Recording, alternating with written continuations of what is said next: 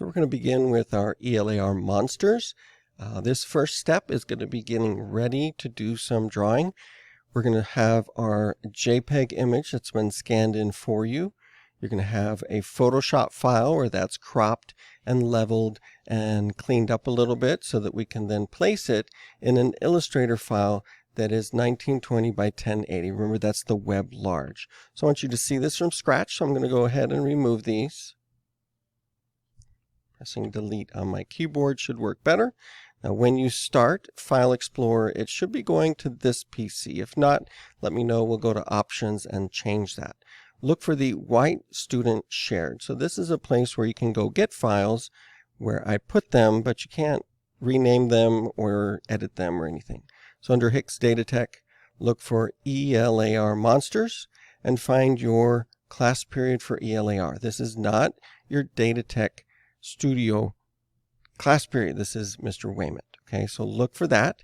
This is one of those times when details may not be the easiest way to view these files. So one of those cases where changing it to extra large icons under View will help you spot yours right away. I'm using this one as my example. I don't know whose it is, but it's a good combination of detail. It's got some color. Everybody's is different. And so what I'm doing here may not work exactly the same for you. But I'm going to copy this. Remember, you cannot rename it here. And go to my Vector Graphics project folder. I have a number of things in here, but when I paste that in there, now I can rename it.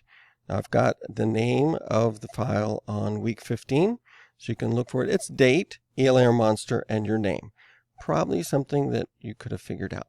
So I'm going to copy that and return to my Vector Graphics project folder and then rename this. F2 is the keyboard shortcut to get this if you're starting to pick up some more of those.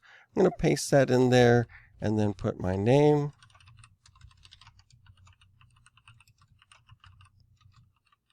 And this is just an example since I didn't really draw it.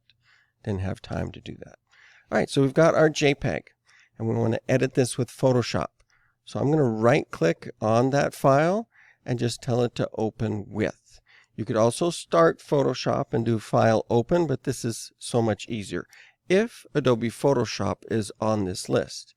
If not, just go to choose another app, look on this list. If it's still not there, you can go to More Apps and find it under Adobe.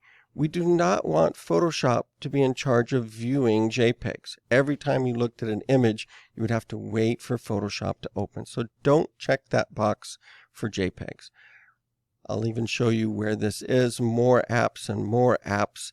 If it still doesn't show up, just go to Adobe, Photoshop, and find the actual program. It's going to open up with Photoshop, and we're going to do, again, a couple of quick edits. Starting with a crop. We're going to throw away everything that is not directly related to our monster. So that means going to the cropping tool and then making sure we don't have any restriction. Now the first thing we do is actually File, Save As, and choose the Photoshop. Okay, you may have a shorter list than this.